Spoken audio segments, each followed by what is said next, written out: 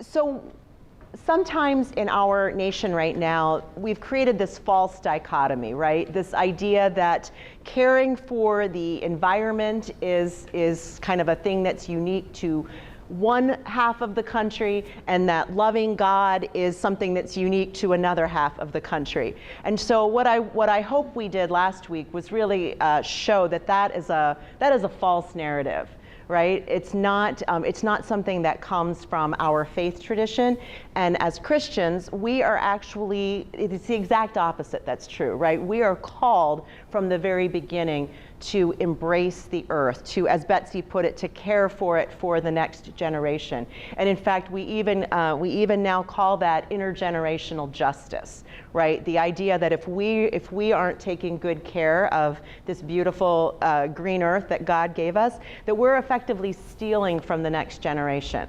And I don't think any of you look like thieves, right? So we're here to find out, how do we do a good job as Christians to care for and love the environment, this planet, and how can doing so really actually be not just activism or not just volunteering, but also a spiritual practice, right? Something that draws us closer to God in our relationship with God, with Jesus, through the Holy Spirit, and that is something to be joyful about. That's not something to be all gloom and doom about, which can sometimes happen when we start talking about climate change. It's easy to get gloomy. And so we are instead going to approach it from a place of hope, and from a place that this is part of what we are called to do as Christians. So anybody who was here last week, if you want to kind of help me tell this story in a nutshell, what did we talk about when we talk about going back to Genesis, going back to the beginning, and reminding ourselves how we were created and called to care for the environment? Anybody want to help me tell that story? Yeah, Craig. We talked a lot about dominion. Yes. And dominion, in that it's ours to cherish, not ours to despoil. Yeah, exactly. The idea that that in the King James version of the Bible, there's this word dominion that has often been made to make people think, oh, it's ours to destroy. The earth is ours to wrestle into submission, right? And remembering that the people who were writing these stories were farmers in the desert. So their idea of what it meant to kind of like get control of the land does not equate to, therefore it's ours to destroy. Absolutely. That word's been translated overnight. Yeah, and sometimes the translation, we can also translate these words as to care, to serve, to take care of. So it's not just to dominate, that there are a lot of different possible translations. Thank you so much for your excellent memory. Anybody else want to contribute to that or build on that? Yeah, so that was in a nutshell exactly what we talked about. And we also talked about this, I shared this translation from Matthew.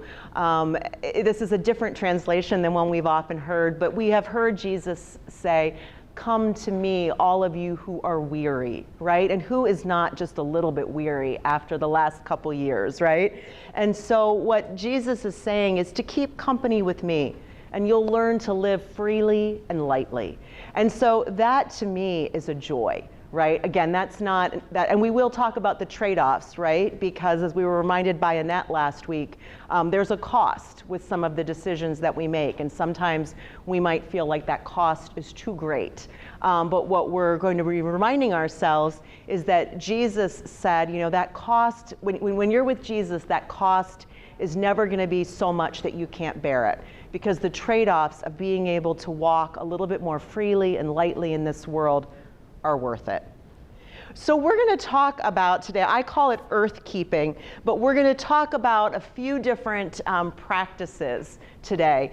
And I suspect that some of these are things that we're already doing. And so as we talk through them, I'm going to invite you to share either practical tips, somebody was last week asking about composting, so we'll share some really super duper practical tips about composting, and also some more spiritual tips, right? If there's something that for you is deeply meaningful and life-giving, we'll invite you to share that with everyone as we go through these, and I've got props and stuff too, so we'll have a little bit of fun with it. But this is not an all-encompassing list by any stretch of the imagination, but these are just some helpful categories that I use to think about the ways that we can take care of our earth. So we start with loving nature and all creation. Raise your hand if you like nature. Yeah, that's generally, and if you don't, that's totally okay too. So, there's a continuum of liking nature, right? So liking nature can mean that you just like being outside. It can also mean that you like camping in the Upper Peninsula and not seeing other humans for days on end. It's all good. There's a spectrum of that. But what we have found is that being in nature is not just good for you spiritually, but it is good for you physically. And there are numerous studies that show just getting your hands in the dirt reduces your blood pressure. It makes you calmer and happier. Oh, for goodness sake, let's make that go away. Sorry, my computer's telling me it's time to upgrade to a new thing. There we go, go away. Okay, sorry about that. If a lot of us are city dwellers, right? And so what it looks like to be in nature could look very different for us. And so this is one of my favorite places to get into nature, the Lincoln Park Conservatory, right? It's fantastic in the winter because it's always warm in there. Anytime that we get into nature, we're simply reminding ourselves that this is what God created for us. This is what God is calling us to protect. It reminds us why something is important. And it can be as simple as being a part of an outdoor activity. I said yoga at the zoo because I see people there doing yoga, and it reminds me that yoga is a bodily practice, right? And when people want to kind of take that to the next level, they don't go to the dankest, deepest corner of their basement to do yoga. They go outside, right, where you can breathe the fresh air. Even in the city, we can find ways to be in nature. And then we can also take that beyond simply being, but we can take it to doing. And so volunteering, cleaning up a park, cleaning up the beach, these are ways, small ways, but meaningful ways that we can be a part of taking care of the environment. And activism. There are numerous organizations. I don't need to tell you that. You've probably heard of Greenpeace, or you've probably heard of the Nature Conservatory. There are lots of organizations trying to protect open lands. But you might not realize that there are ways that we can spend our time and our money and our voice. And so we're going to talk a little bit over the next couple weeks about deep dive activism, getting involved with politics and with different organizations. But it can be a spiritual practice to give money. My son just arrived back there, so I'm going to call him out. But I was telling some of the folks earlier about, Rowan, how you and your brother, when invited to make a donation, their grandmother gave them money and invited them to make a donation. And the kids did some research, and they decided that what they wanted to do was get behind the efforts to clean up the oceans. I think we all know there's just an insane amount of plastic in the oceans. And there are organizations that have engineers and people who know how to do these things, who have invented tools to help dredge as much of the ocean as they can for plastic. And so giving money to an organization like that is one way that you can be a part of that. However, we also recognize, as much as those efforts are incredible, and I very much support them, we also know that that's not enough, right? For two reasons. First off, the ocean's huge, so you need to have a lot of money and a lot of machines to clean it. But we also know that a lot of the plastic that's getting into our oceans is too small to be captured by these machines. That's for a lot of different reasons. Some of it is because plastic breaks down in the water, so a plastic bag that gets in the water is going to break down into little tiny pieces. But it's also because sometimes we buy products that have little bits of plastic in them. And We'll talk about that in a minute, so no worries. But yeah, one of the things that to me was very shocking is if you buy skincare products that have micro abrasive properties in them. Until recently, that was made of plastic. And it was only little tiny beads of plastic. And those are too small to ever truly be fished out of the water. Once they're in our water supply, they're in there. And we don't have a mechanism of getting them out. But people realized that was ridiculous. And so there were legislators who started to pass laws saying we can't do that anymore. And why do they pass those laws? I mean, sometimes because legislators deeply care about this and they realize this is important, or because their constituents deeply care about it. And their constituents call them, email them, write to them, stand on their doorstep and say you need to do something about that. And who are those constituents? They are people like us, right? And so those are people using their voices and their vote to let their legislators know this is something that's important. And if you're not interested in doing something about it, we are going to elect people who are. And so that is one way in which it is very much a spiritual practice to be an activist and an advocate.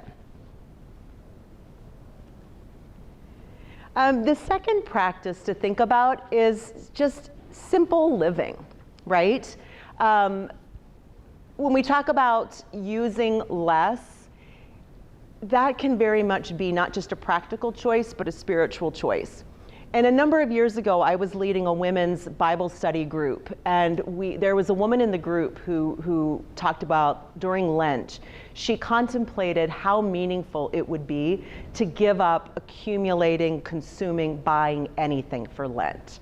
She really thought about it, and she knew that her life would be better if she weren't consuming, right? She knew that she wouldn't be racing across town to get to a sale, or she wouldn't be like spending her time shopping or online shopping, and it seemed to her just a really delightful thing. But then she started thinking about, well, how am I gonna go to that party without wearing a new dress? Or how am I gonna go to that wedding without bringing a gift? And even though she knew that it would be spiritually better for her to give up consuming for Lent, she couldn't bring herself to do it because she felt like the consequences would be too difficult. And my heart really went out to her, right? Because I get it, right?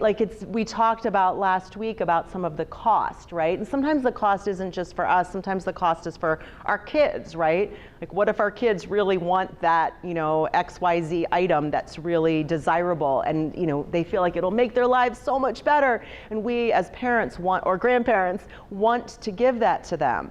But we also know in our hearts that, when they talk about at the end of your life on your deathbed, what you're gonna remember, you're never gonna remember the stuff that you gave to your kids or your loved ones or your friends. You remember the time that you spent with them and the experiences that you had. So this idea of living simply, again, there are times that you feel deprivation, but at the end of the day, it's about embracing the joy of living simply. And so shop less, use less, waste less, right? When we accumulate things, and I speak from experience because I'm cleaning my closets out these days, but when we accumulate things, they kind of take over, don't they? Anybody who's ever had the really tragic experience of losing a loved one and then having to go and clean out their apartment or their home, it can be really discouraging to see how much stuff we've accumulated that doesn't really bring us joy, right? Doesn't spark joy, as Marie Kondo would say. And so it can really be more life-giving to just try to use and accumulate less. The way that we spend our time too, public transit, walking, carpooling, right? Public transit, I'm not gonna lie, it's not always joyful, right? Sometimes it's stinky, sometimes it's slow, it's late, right? But again, if we're looking at it as a spiritual practice, right?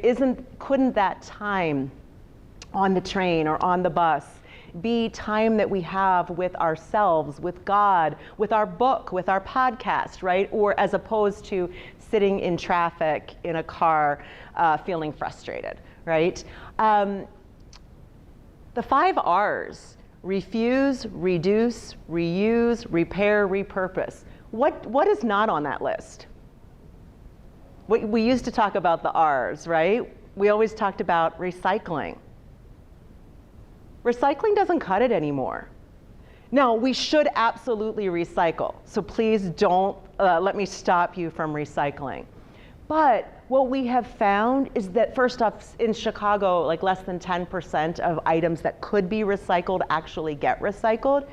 And then there isn't an aftermarket for recycling in the way there used to be. Now, we can help with that, right? So we can buy the toilet paper that's made out of recycled paper.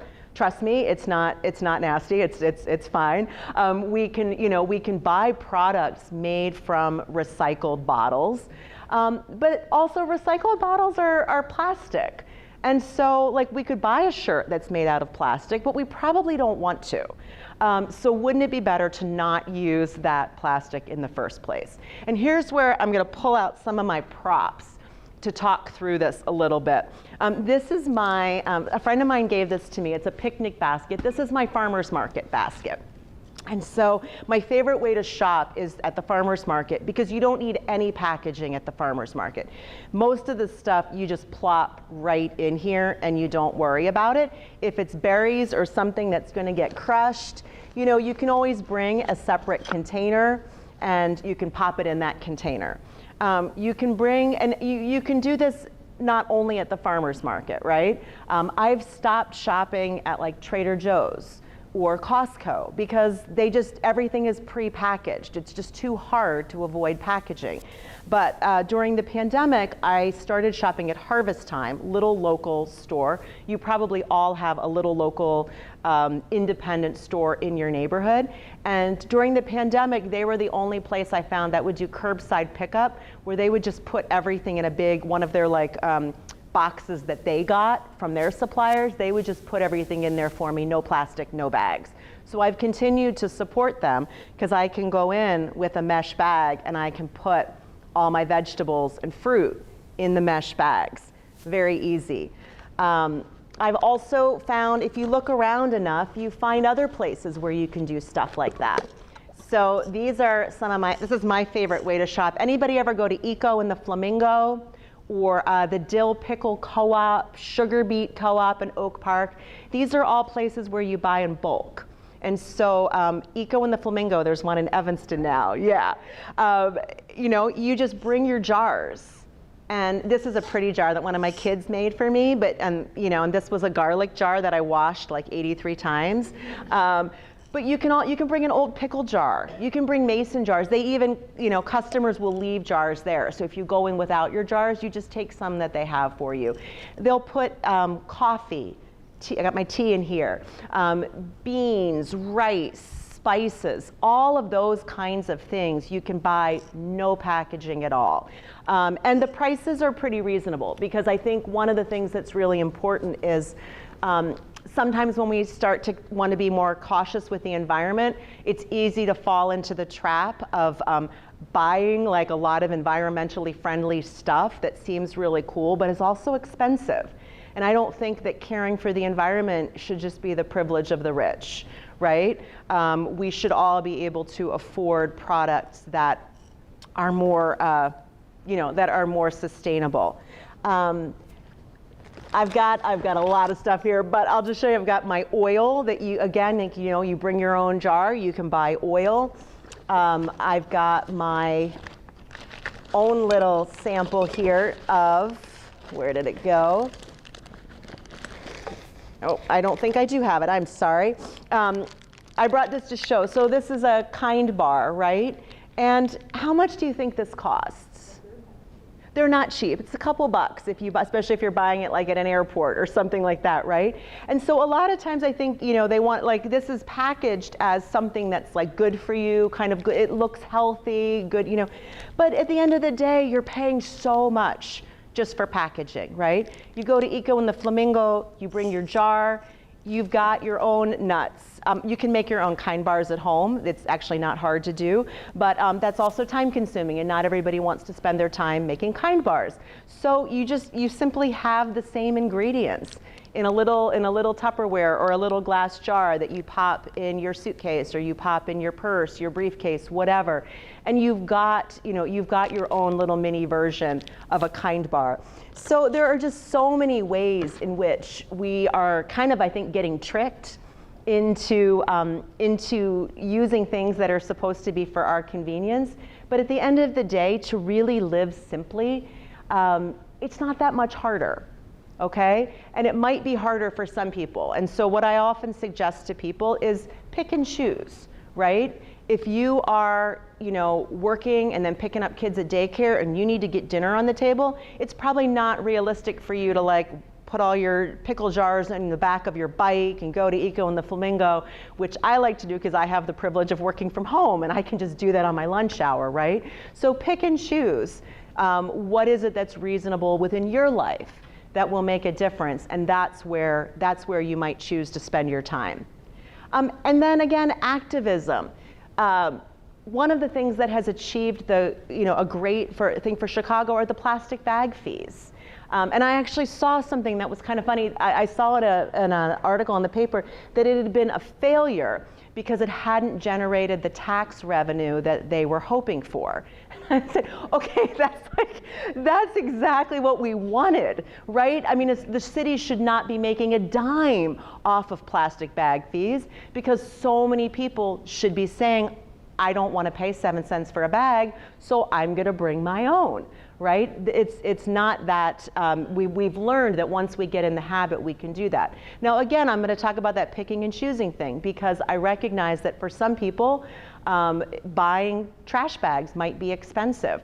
And maybe you pay the 7 cent bag fee and then you use it as a trash bag. And so that's something that that might be a very reasonable choice for people. But we also want to recognize that if we have the time and the money to bring our own bags, we can do that.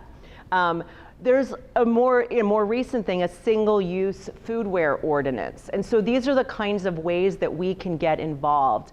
A good place to start is with your ward, or if you live like in Evanston or another community outside of Chicago, to start with your town or your village, whatever your municipality is.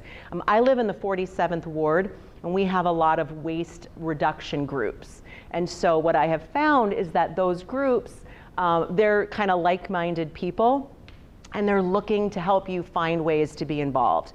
And it might be as simple as going to the local grocery stores and finding out like which ones have the least amount of waste and packaging, and then communicating that information throughout the ward. It might be through activism. Sometimes they'll invite you. We've got a bus that's going down to Springfield and we're going to lobby on a particular day. There are lots of different levels of activism depending on what's comfortable for you. But single-use foodware is a simple way to do that. Again, the idea that during the pandemic, when a lot of people got used to takeout, right? We got used to having a lot more waste coming into our homes. And so starting to identify ways that we can avoid using those single-use items. So this is my plate that I carry with me. So if I'm going to a buffet at a work meeting, if I'm going somewhere where I can use my own plate, as opposed to using something that's going to end up in the trash, I do that. I've got the same thing for utensils, right? If I'm going to go to a place where they're going to give me plastic spoon and knife and fork, I don't need it. I brought my own. Sometimes they give you the plastic utensils anyway. There's recently a law passed that they have to ask, but people are still getting used to that. So don't throw them in the trash. You can still use the ones that you brought. Bring them to your local food pantry, because I talk about terms of like trying to balance what we can all manage. I also volunteer a lot at the Common Pantry, and now the Common Pantry composts, which is awesome, but we've had a real struggle to feed people each week when we can't have people come in and use our plates and use our utensils. And so I kind of give the Common Pantry a pass on the fact that we've wasted a lot of plastic utensils during that time. But most of those utensils come from people dropping them off because they don't want to waste them. So there are lots of ways that we can be activists and finding the level that's comfortable for us. So before we continue, I'm going to take a little pause here and ask if there are any questions or comments either online or from the folks here in the room. Yeah, Annette. I have two comments. One is they have containers, and I think most of you have been to Beatrice or someplace like that, and it's paper and then it's kind of laminated, Yeah. for want of a better word, inside. But someone should design one that would stay closed. I mean, that is a real problem. You don't have to be an architect to see that. No, It just won't stay closed, and it's very annoying. You get upstairs and everything's all over. So that would be one thing that would help. And the other thing is a personal dilemma that I have. I often bring in at least the meat for my dinner. If you order it, it comes in plastic. If you go there, they have to weigh it, so they're not going to give it to you in your, nice carry items. Here's so this is something to think about. Shop around and find places who will work for you. Because I have little glass containers that I bring with me, and I have found that if you go to like Mariano's, they will tell you we can't give you anything in your glass container. But I go to a little store in my neighborhood and they are thrilled. They will put lunch meat in there, they will put cheese in there, and what they do is, depending on the comfort level of the employee, and this has changed a bit with COVID, but during COVID I would say, like, you do not need to touch my container. All they do is they weigh it on a little piece of wax paper, and then I put it in my container so they don't have any cross-contamination concerns. And now they're actually pretty comfortable touching the container. So a lot of bigger organizations have told me it's a corporate policy. They don't want to get sued if we bring our own container and then we complain that something was contaminated. But a lot of smaller stores will let you do that. So ask around and start the conversation, because here's the thing. If organizations know they can make money from us, they will figure out a way to make this happen, right? And so it only happens when enough people complain. Like I used to shop at Mariano's, and the produce guy would always say, "Did you find everything okay?" And I'd say, "No, I really want arugula, but the only arugula you have is in a clamshell, and I don't do plastics. So I'm bummed that I can't buy the arugula from you. I'm gonna go to the farmer's market and buy it instead. But boy, I'd really like to buy it from you." Now, nothing has ever changed at Mariano's, but what if 500 people started complaining that they couldn't get their greens because they didn't want a plastic clamshell? I bet Mariano's would figure out a way to provide us a way for us to give them our money. So this, when we're activism takes all different kinds of forms, right? But we are activists when we consume, when we spend money, when we vote, when we invest our money. I mean, everything, the personal is political, right? They used to say that a long time ago. It's true. The personal choices that we make dictate what companies do. We're going to talk a lot more about that next week when we talk more about activism, but I 100% believe it's true even with these. So, and sometimes we also have to make compromises, right? We have to eat. And so if there are times that we can't have, be as sustainable as we would like, we still have to eat, but we can also try to find places that will accommodate us. And so that's what we're going to be hopefully finding ways to do, and finding ways to make it even easier and easier. Any other questions or comments before we keep going? Yes, please. My conundrum is, and I always try to avoid plastic, but household cleaning items like my laundry detergent. Now, I always get the kind of laundry detergent that doesn't have the phosphorus that the supposedly biofilms. So, but it comes in this big plastic thing. Yes. And all my cleaning supplies and everything, it's like, Well, I can't even get a bar of deodorant without getting a plastic. I know, right? Wait, I It's- don't want to do that. It's so frustrating. And again, this is where, again, like, it's a privilege if you have the, I'm recognized, not everybody has the time to, go to various places, but I want to once again lift up this Eco and the Flamingo and stores like it, because you can I bring in my own Tupperware and I get it filled with laundry soap.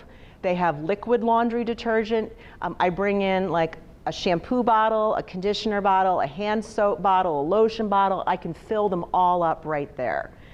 There are also, and again, we don't want to all have to spend a gazillion dollars, and some of this can be pricey, but there are also other manufacturers working on making, making things that come in bars. I've got, so this is my, what's the word, a shaving cream. This is my shaving cream, right? It's a little bar, and it comes wrapped in brown paper that I can compost, right? So there are alternatives to that. And then good old vinegar. Like a lot of what I use for cleaning supplies is vinegar, which you can also buy at Eco and the Flamingo. Vinegar diluted in different ways so that you can use it as a cleaning supply. And then if that's not working for you, you can look around online to find, like Grove is a website that I use quite a bit, because they will sell cleaning, what's concentrated cleaning supplies. So you just use like a single glass bottle, and then you fill it with water, and then you add like the tablet and shake it up. And so you're only paying for the packaging of a little tablet as opposed to like the plastic bottle. Because one of the frustrating things with cleaning supplies too is that even if the plastic bottle is recyclable, the sprayer is not. And so either you have to like search around to find a place that will recycle that, or you toss it in the trash. And that can be very frustrating. So hopefully those are some practical suggestions. Well, no, because I live here in the second ward, and I don't know if I'm not going to drive to Evanston or. Yeah, well, so Eco and the Flamingo is right on the Brown line. So you could easily get, not the one in Evanston, the one in the city, but I can also write down for you and for anybody else the names of websites, and it sounds like you have an idea. I was going to ask where this Flamingo, Yeah, Eco and the Flamingo is right at the Brown Line L stop at Rockwell. And so that's a place that you can get to on the L. But no, it's north. Is it in Evanston? No, there is one in Evanston, which I reference because I know that Betsy's from Evanston, but there is one in the city as well. Yeah, so you would take the Brown Line to Rockwell, and it's right there. So it would be easy. But again, like I'm saying, I know these things take time, and for some of us, we might not have that kind of time, and that's where I can also, like a website like Grove is a good one, because they will sell and they'll ship it to you. So, and it's not crazy expensive. Yes. So you talked about laundry detergent. I am about to try, I haven't received it in the mail yet, but there are laundry sheets, sort of like dryer sheets, but they're laundry sheets that you can use in the washing machines, as opposed to getting the big jugs, plastic jugs of laundry detergent. Earth Breeze is the brand that I've seen advertised. I don't know how it works yet. Will you report back to us after you've tried it? Because I've been curious about that myself. Wonderful. See, I love this. People always are having fun ideas for how we do things. So this woman here is my hero. Her name is Lauren Singer, and she's an environmental activist who decided she wanted to go zero waste. In that mason jar, that is how much waste she has in a single year. Yeah. Now, I don't think it's possible, but she pulls it off.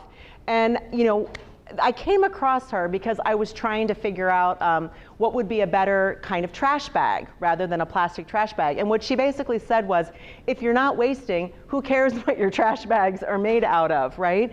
If you use a single plastic trash bag a year, that's probably okay.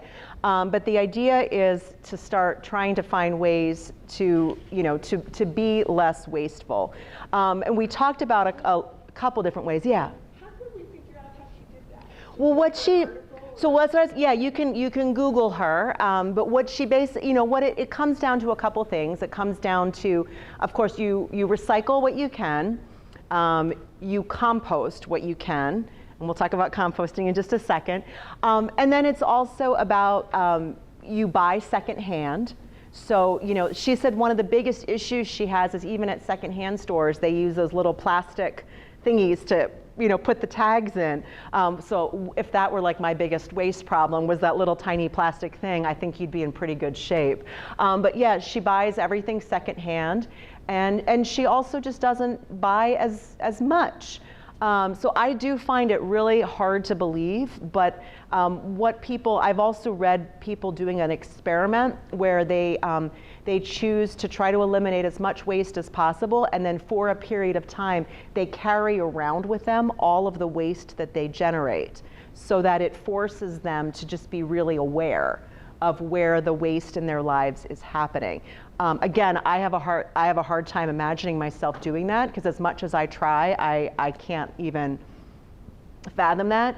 And so I don't think that that's necessarily the goal for all of us. I think the goal is to find what are some things that we could do. And is there something that would help us to generate, some awareness? And an example of that, has anyone read anything by Jen Hatmaker? She is a Christian writer who's become pretty popular in the last few years. She wrote a book called 7. And what she did was she decided to focus each month on a different thing. 1 month on food, 1 month on clothes, different things, and to limit herself to 7 items. And for 1 month, she only wore 7 items of clothing. And it was really for her a spiritual exercise in excess, right? To realize that she could actually live better than like most of the world by only wearing 7 items in a month. And she realized when she did this that she had 320 items in her closet that she didn't wear. So that's 327 items in her closet. She realized that she didn't think of herself as an excessive person, and yet just through the way that we kind of live in our country, she was experiencing a kind of excess. And so for her, that spiritual journey was really life-giving, and really a way to kind of open her eyes to that. And so to finish our thought on living simply, I want to leave us with this thought. Not everybody can have the most, but everyone can have enough. And I put here this Secondhand, which is a fascinating book, but it's a book that traces all of the stuff that we have and where it ends up. And I think sometimes we fall into the trap of thinking, well, somebody somewhere wants my stuff. So if I buy something new, but I donate the old stuff, well, that's good, right? Because people need it.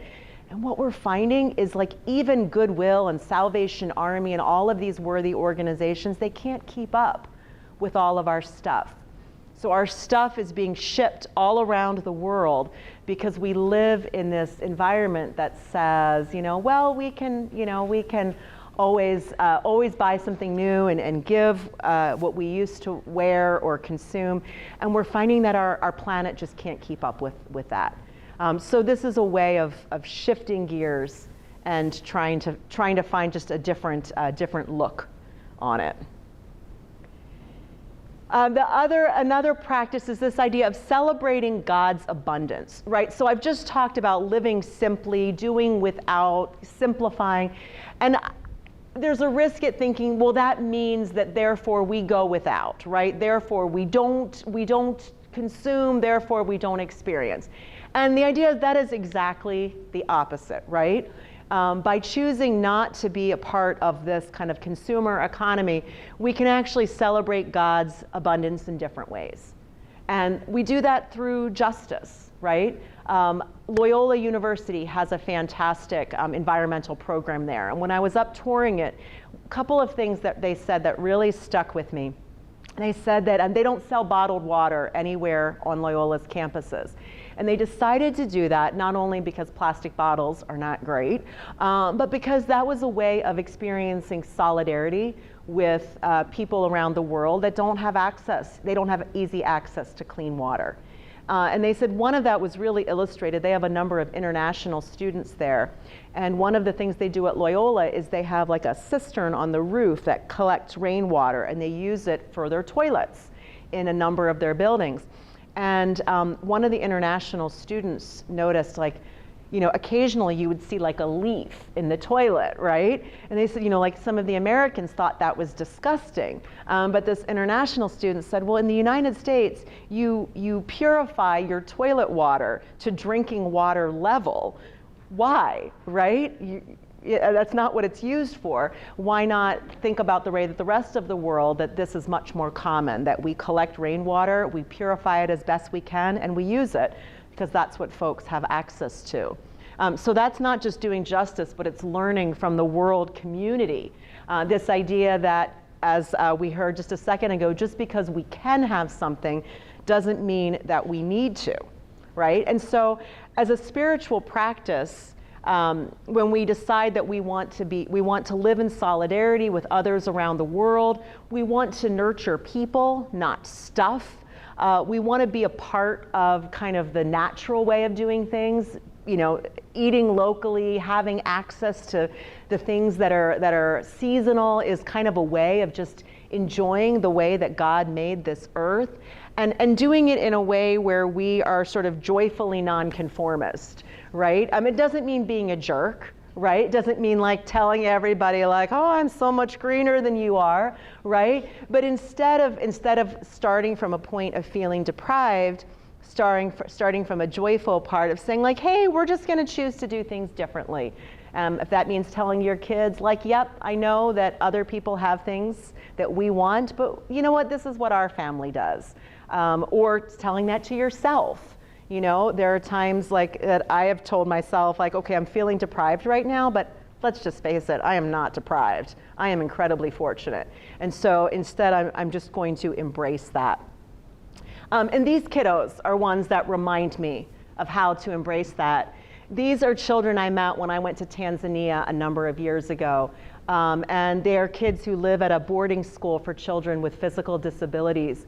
And you know what? Their way of life is so joyful and so completely and utterly different. I think I mentioned last week, these kids have like a single uniform, and they wear it all week, and on the weekends they wash it themselves and they hang it up to dry. And so when we were trying to think of like what would be an appropriate gift for these children, we brought first Jolly Ranchers. See the kiddo there, because that's not something they experience often, and so it's a gift that they're super excited about. We also brought clothespins, because their clothes would fall on the ground when they were drying. And so we brought clothespins, and that was a legitimately exciting thing for kids to get. I can tell you, my kids would not be thrilled with clothespins, right? So it's a reminder that these are kids living really joyfully, living abundantly, in a way that looks very different than the way that we do, and they don't go through every day feeling deprived. So I don't lift that up to say like, therefore, okay, you know, we should let people in other countries live in poor conditions because because that's the way it's meant to be. Please don't misunderstand me. It's simply a way of saying that we've been so conditioned to see the world a certain way because of where we live, and what we see, and that there are people living very abundantly all around the world in very different ways. And we can learn from those folks. So we've talked about living simply. I've kind of hinted at various things about food, but food is really important, right? Like, we need food, we like food. A lot of our experiences are around food. And so food can be a great way to develop mindfulness about food as a kind of social justice, living in solidarity, and experiencing with other people. And so a few years ago, I heard this great debate on NPR, and it was between Jonathan Safran Foer, who is a writer, and he wrote a book called Eating Animals. And so he writes about why we should not eat animals, why we should be vegan or vegetarian. And then he was making that case, and he was countered by chef Anthony Bourdain, who was saying, no, we need to eat everything. And if you remember him, he would go to different parts of the world and eat very unusual things because that was what was being served in the local culture. And so he made the argument that in order to fully experience different cultures and people, you need to be open to eating animals and everything else. And so I thought that was a very good point. However, what Jonathan Safran Foer said was, yes, but most of the time when we eat, we're not at one of those experiences. Most of our meals are not Thanksgiving dinner or a meal shared with people in another culture. A lot of our meals are McDonald's or Burger King or food that we eat on the run. And sometimes like that food is even served, in, a few years ago they came out with salads at McDonald's that came in these plastic cups that were meant to go in the cup holder of your car because they know that so many people are eating on the run, right? And that's very much a reality of our world. Sometimes we have to eat on the run, but can we take a step back from that and say, okay, maybe there are ways that we can slow down a little bit to make eating one of our spiritual practices of living lightly with the earth. And so one idea, again, is this: just because I can have it doesn't mean I should. So sometimes, I don't know about you, I'm feeling like I'm famished, and if I do not eat right away, I am going to starve. And yet we all know that that is not true, right? If I'm out somewhere and my choice is fast food, could I wait? And so I kind of have this saying, slow food or no food, right? I'm either gonna wait until I can eat slowly and eat healthy food and enjoy it, or I'm gonna take a break and say no food, and just experience for a brief period of time that sense of deprivation. Again, I'm talking about people who have choices around food. I'm not talking about people who are legitimately hungry, because that is, of course, a very real issue. But when we have that brief period, it's a chance to be in solidarity with people who are truly hungry. It's a chance to feel gratitude for the food that we have access to. And in the words of Jen Hatmaker, when she was really, really hangry, Jesus, please help me find gratitude. This whole thing feels stupid. So sometimes when we are intentionally, briefly fasting, it's a way to say, I don't have to satisfy all of my needs immediately. I can experience this right now. And then what we also do is we think about, okay, what are different ways, because I'm saying slow food rather than, the kind of fast food consumer society that we live in. There are a lot of different ways to do that. Anybody here do a CSA or community supported agriculture? Have you done that, Carol? Is that something that has worked? It doesn't work for everybody. Has that worked for you? I live alone, and so Right. I lived in Chicago Lights for a few years, so every week I get this enormous bag of produce, and I have to deal with it. So I just, lots of cooking, lots of salads, lots of everything. So it was really good discipline. And they have actually stopped offering that because we want to give more food to people who don't have enough food. Nice, okay. So that was interesting. So I shifted to the farmer's market. But it was so healthy. It was a great discipline and a creative opportunity. Nice.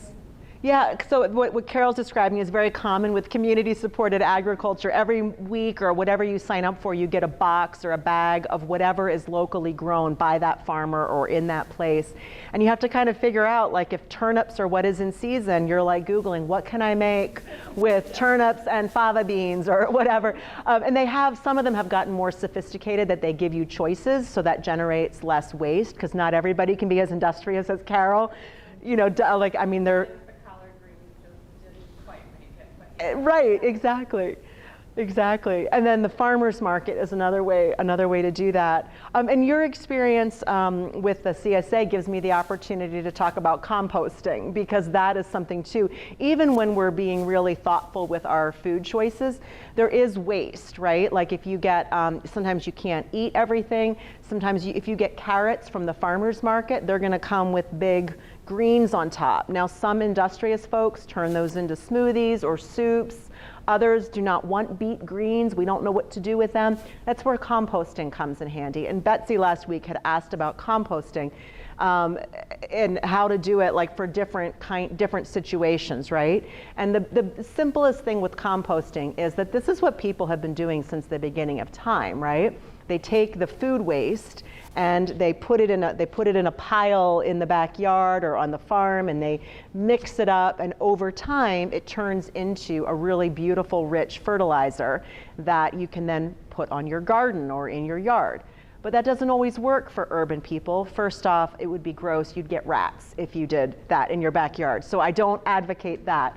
But in our world, there are lots of different options, right? For those of us who might have a little bit of space in our yard, you can buy or you can make something that's elevated for the compost, and you put in there any of your leftover vegetable waste. You put in there paper waste, not like I wouldn't put a whole ream of paper in there, but if you use a paper towel now and then, you put it in there. You put in some leaves and some grass. You stir it all up. That for many of us, that's not realistic. We just don't have that space. And so that's when you can start to look into community composting. You can subscribe to a service that comes every month or every other week or whatever you need. Again, that can cost money. So you can also look at less expensive options. In Chicago, we've got something called block bins. And it's the idea that you subscribe along with your neighbors. So if you only need a little bit of space, you've got a bin in your alley that you and 4 other neighbors share. Green City Market has composting, and I don't know if I haven't been there this year. I don't know if they have stopped this with COVID, but you used to be able to just bring a bucket of stuff, and for like $2 or $3, they would allow you to add it to their bins. I know Fourth was composting before COVID. I suspect we'll start seeing it again soon. In the meantime, they've got this compostable cup. Now, compostable cups are awesome. However, if they're not being composted, it's still better than plastic, but it's a little bit of a waste because they're paying more for a compostable product that you then can't compost. And you're not going to be able to compost this in your backyard. This has to go to like a service. So anyone who is enjoying coffee this morning, feel free to give me your cups when you leave, and I will take them and put them in our compost bin at home. We have a service that we work with. We use Waste Not Composting, and I love them because there's 0 emissions. So the vehicle that comes to pick up your composting is an electric vehicle.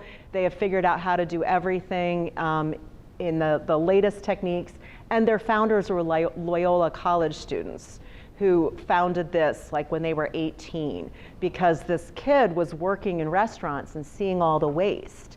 And he said, my family's been composting in the backyard for years. He started bringing the waste home with him. And then he realized like there's a need out there, right? That's not being met. So this is a great example, and someone held this up as a little example, and I think this is absolutely lovely. So I'm not trying to throw shade at anybody.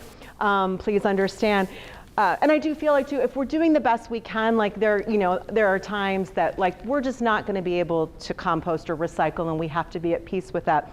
But once you kind of put this hat on, you start looking for every opportunity, and it becomes, in my opinion, it becomes kind of fun. You're trying to think like, what can I do next to reduce my carbon footprint? And you start to realize like, oh, you know what? They have little parchment paper bags, and parchment paper is compostable. And so maybe next time I'll use a parchment paper bag, and that'll be something that's compostable. So you start to see the opportunities for that, and that can be kind of fun. Yes? Can I just also add the use of plastic when paper will suffice would be a welcome development, and not only for gift tags, but also for mailings and mass mailings. Paper can usually handle it. It might be more expensive. Yes, that's a great reminder. Yeah, that I noticed that too, right? Like sometimes we want things to be extra special, but we do it in a way that's not recyclable. Like wrapping presents, for example, a lot of that is not recyclable. This is something I wrap, like if I'm giving somebody, I might wrap it in a tea towel, instead of in paper, or just put it in a reusable bag, right? That somebody can use 83 more times. this is, Amazon sends a lot of things in these plastic mailers that have to be recycled at the Target or something. And I think, why? You could, and this is actually not recyclable either because it has plastic on the inside. But I lift this up to say people are looking for solutions. And so in Chicago, there's a group called EcoShip. And what they have started doing is started taking these from people, and you take all the labels off, and then they make them available to small businesses who use them in their mailing. And so as you heard, I'm a book review editor, and I keep saying, please send me electronic copies, but publishers love to send books. So I get dozens of these each week, and I give them to EcoShip, and then somebody reuses them. And so there's a lot. You mentioned, I think, living in the second ward, right? The more that you start to look out there, like every ward has stuff going on, every group has stuff going on. If you're on social media, you'll find there's somebody out there asking the same questions that you are. And they've already done the research to find out which local restaurants are gonna let you do your takeout with, in a compostable container, or are gonna let you bring your own container to pick up your takeout. And so the more that we can collaborate with each other, the more we can find access to those resources. So I think that's a good place for us to stop, because I know we're running out of time. So what I'm going to invite is, I will stick around in case people have questions or comments or want to chat. But what I'm going to invite you to do, we're going to talk more next week about some other practices, and we're also going to dive a little bit deeper into activism and what that could look like. And we're also in our fourth week, going to dive a little bit deeper into some of the personal spiritual practices that we want to take away.